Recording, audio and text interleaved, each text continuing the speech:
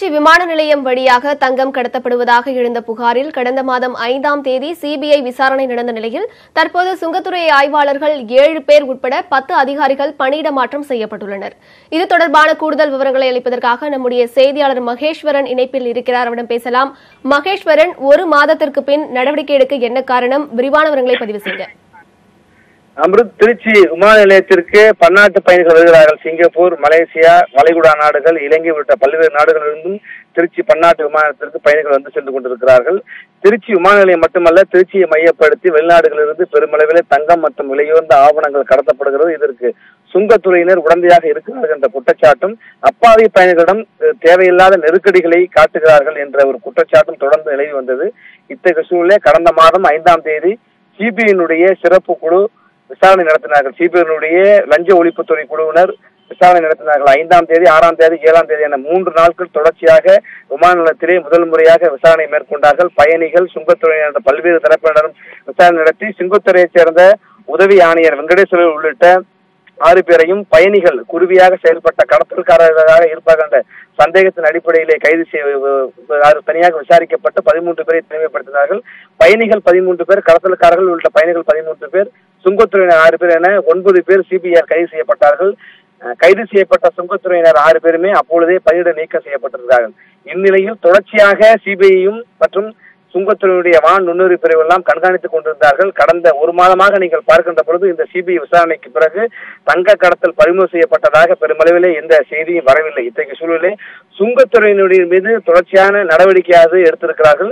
சுங்கத்தினுடைய ஆய்வாளர்கள், கண்காணிப்பாளர் பிரிவில் உள்ளிட்டவர்களெல்லாம் இந்த கடத்தலுக்கும் முறைகேடுக்கும் உடந்தையாக இருப்பார்கள் என்ற குற்றச்சாட்டு, அந்த பலத்த சந்தேகம் இருந்த சூழ்நிலையிலே சுங்கத்துறையைச் சேர்ந்த ஆய்வாளர்கள், கண்காணிப்பாளர் என 7 பேரும் மற்ற ஊழியர்கள் என 10க்கும் மேற்பட்டவர்கள் சுங்கத்துறையில் திருச்சி விமான நிலையத்தில் பணியாற்றிய 10 பேர் மட்டுமே மாற்றப்பட்டிருக்கார்கள். அது மட்டுமல்லாமல் திருச்சி மண்டலத்திலே சுங்கத்துறை பணியாற்றிய திருச்சி விமான நிலையத்தில் மட்டுமல்ல, கடற்கரை பகுதியிலிருந்து ராமநாதபுரம், மதுரை உள்ளிட்ட பகுதிகளில் இருந்தெல்லாம் இங்கே தங்கம் கடத்த விடப்பட்டு வெவ்வேறு இடங்களுக்கு வரப்படுகிறது. திருச்சி ஒரு கடத்தலுக்கு மையமாக இருக்கிற ஒரு குற்றச்சாட்டு இருந்தது. அந்த வகையிலே திருச்சி மண்டலத்திலே பணியாற்றுகிற சுங்கத்துறையினர் 40க்கும் மேற்பட்டவர்கள், விமான நிலையத்திலே 10 பேர், 10க்கும் மேற்பட்டவர்கள் உட்பட திருச்சி மண்டலத்திலே பணியாற்றுகின்ற சுங்கத்துறையினர் 40க்கும் மேற்பட்டவர்கள் தற்பொழுது பணியிட மாற்றம் செய்யப்பட்டிருக்கிறார்கள். பணியிட மாற்றம் செய்யப்பட்டவர்கள் விரைவில் 1 வார காலத்திற்குள் அவர்கள் அந்த புதிய பணியிடத்தில் சேர வேண்டும் என்கிற அறிவுத்தலும் அவருக்கு தெரிவிப்பதாக சுங்கத்துறை வட்டாரத்தில் தெரிவித்திருக்காங்க. அமர், கண்டிப்பாக மகேஸ்வரன், திருச்சி விமான நிலையம் வழியாக தங்கம் கடத்தப்படுவதாக எழுந்த புகாரில் கடந்த மாதம் 5ஆம் தேதி சிபிஐ விசாரணை நடந்த நிலையில் தற்போது சுங்கத்துறை ஆய்வாளர்கள் 7 பேர் உட்பட 10 அதிகாரிகள் பணியிட மாற்றம் செய்யப்பட்டிருக்கிறார்கள். இது குறித்த விரிவான விவரங்களுக்கு நன்றி.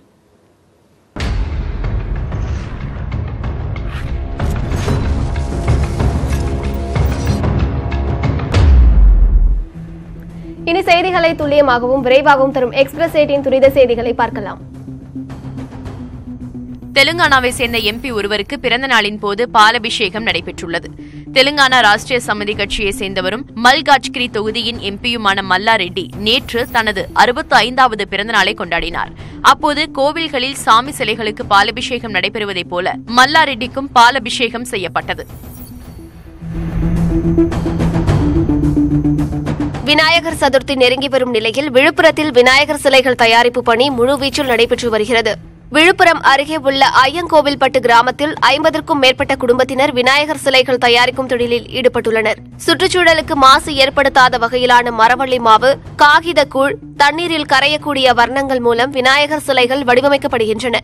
ஜல்லிக்கட்டு விநாயகர், பாகுபலி விநாயகர் என பல வடிவங்களில் 3 அடி முதல் 15 அடி வரையிலான விநாயகர் சிலைகள் தயாரிக்கப்பட்டு சென்னை, காஞ்சிபுரம், மதுரை, வேலூர் உள்ளிட்ட பல்வேறு மாவட்டங்களுக்கு விற்பனைக்காக அனுப்பி வைக்கப்படுகின்றன.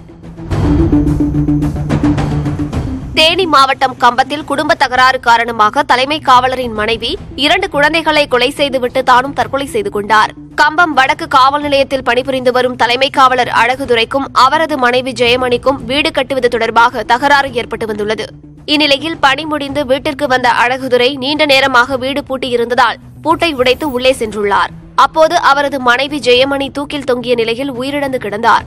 8 வயது மகள் தேஜாஸ்ரீ, 3 வயது மகன் காசி விஸ்வநாதன் ஆகியோர் தண்ணீர் தொட்டியில் இறந்து கிடந்தனர். இதுகுறித்து போலீசார் விசாரணை மேற்கொண்டுள்ளனர். இத்துடன் இந்த செய்தி தொகுப்பு நிறைவு பெறுகிறது. மேலும் பல அண்மை செய்திகளுக்கு www.tamil.news18.com என்ற இணையதளத்தை பாருங்கள்.